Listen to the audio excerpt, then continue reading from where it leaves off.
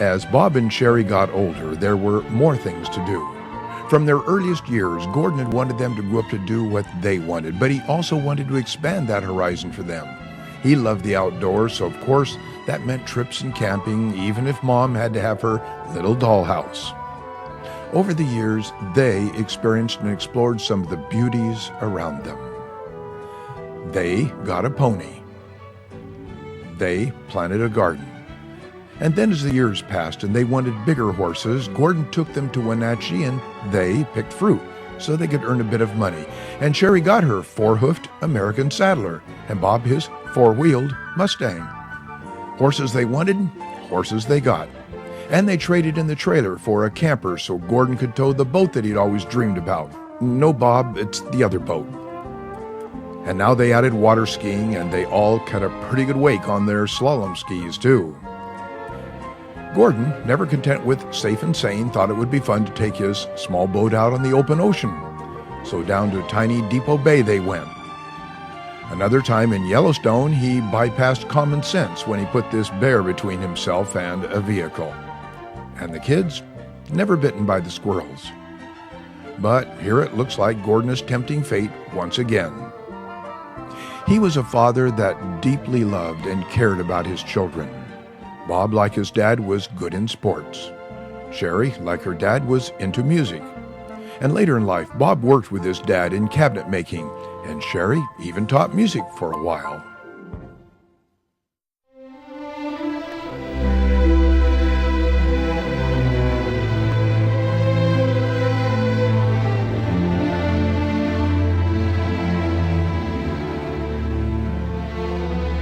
Yes, what a precious gift it is to watch the children we love grow through the years. What wonderful memories.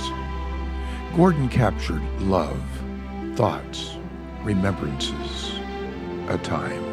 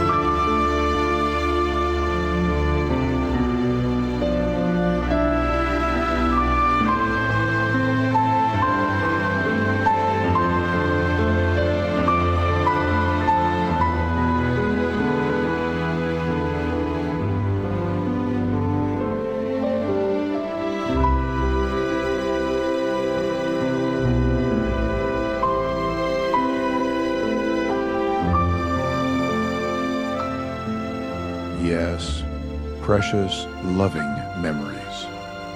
Our years pass so very quickly, and we miss so much.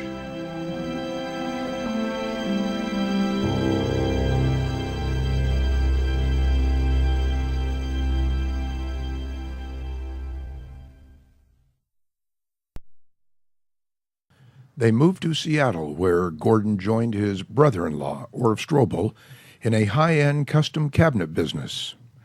Yes, Gordon's early childhood woodworking interests were put to good use. Their personalities complemented each other, and they worked closely together, developing a bond of respect and brotherhood that they truly enjoyed. Gordon had struggled for years with his own demon of perfectionism, unable to find that inner peace. His best efforts were never enough, and it was through Orv's influence that he finally found contentment, understanding, acceptance, inner peace. When peace like a river attendeth my way, when sorrows like sea billows roll,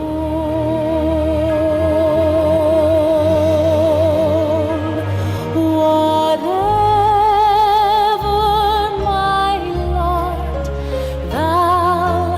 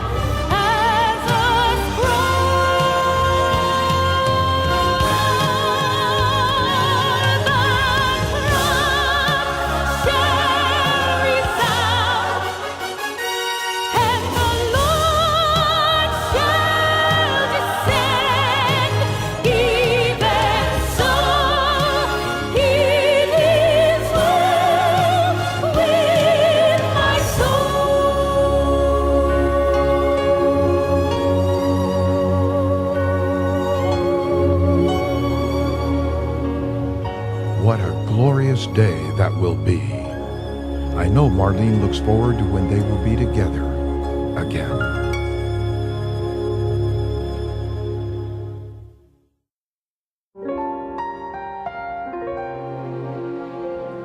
The years in Seattle were some of the best. Gordon and Marlene were active in small musical groups, and the pressures of being a music teacher were over. In music, you teach private lessons. You direct both large and small groups. You arrange trips and prepare for concerts. But trips and concerts are outside the normal school hours, on evenings and weekends. And a concert? Well, it's the music teacher that gets that report card, not the students.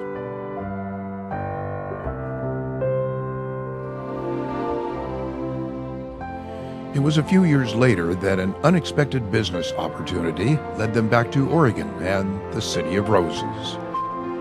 The offer to establish their own high-end cabinet business was too good to pass up. Classic Cabinet Concepts. It was a small shop where he could continue his woodworking. Marlene was the designer and tended to the details. They earned the respect of large, well-known designers, including the Neil Kelly Company. Everyone knew they could depend on Gordon's expertise. His motto was, at whatever the cost, never leave an unsatisfied customer. And there are many installations, including the control tower at Portland International, that show his ability. Gordon and Marlene made new friends, took up ballroom dancing, caught up on reading, and Gordon revived his love of photography and captured memories. Our love affair is a wondrous thing that will rejoice in remembering. At heart, Gordon was a lifelong Oregonian. He loved the coast and lighthouses. There were many trips soaking up more than just rain.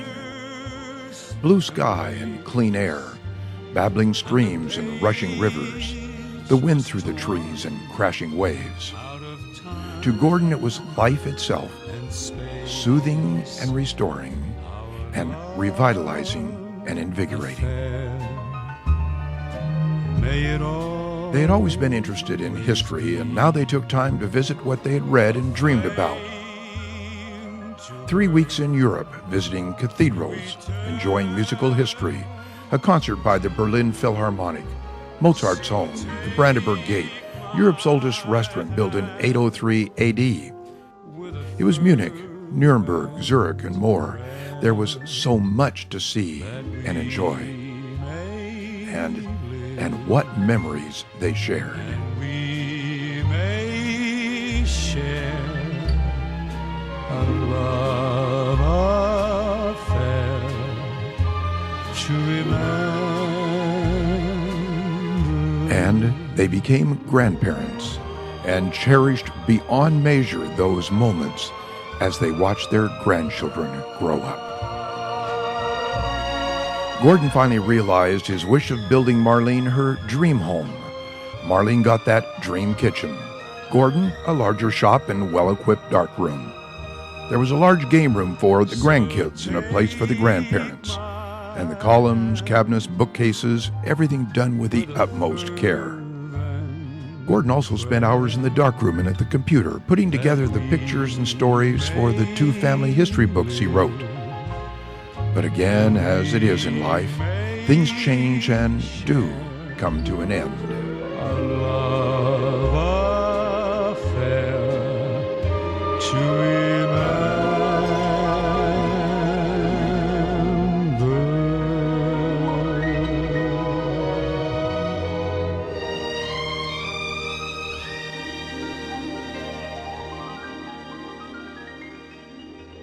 Just before their 50th wedding anniversary, Gordon's health had failed to the point where Marlene could no longer care for him. Their beautiful home, the dream home that they designed and built together, was sold. His career in music, his joy of photography, his time in the great outdoors of Oregon that he loved so very much, over. But as was his nature, he was kind, gentle, grateful.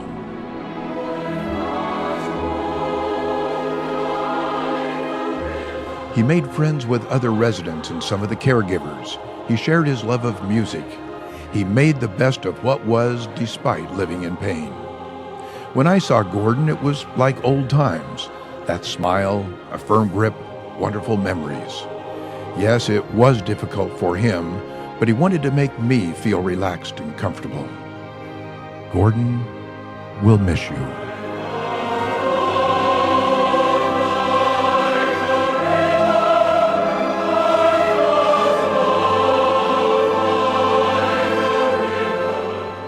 Marlene continued to work full-time, but she tried to make sure Gordon's menu was what he liked and needed. She took time to be sure his clothes were ones that made him feel comfortable and lifted his spirits. Yes, it all started at that 1956 wedding. Well, actually before, but just leave it to Gordon to waste a few years because of being so shy. But it was a loving 54-year partnership of sharing and support. Gordon had genuine peace in his heart and mind, with wholeness for his entire being, his spirit, soul, and body. He knew he was a man richly blessed, highly favored, and deeply loved, now and for eternity. His heavenly Father, the great physician, the ultimate healer, came and said, "I have prepared a place for you and have come to take you to be with me, that where I am, you may be also. Behold, I make all things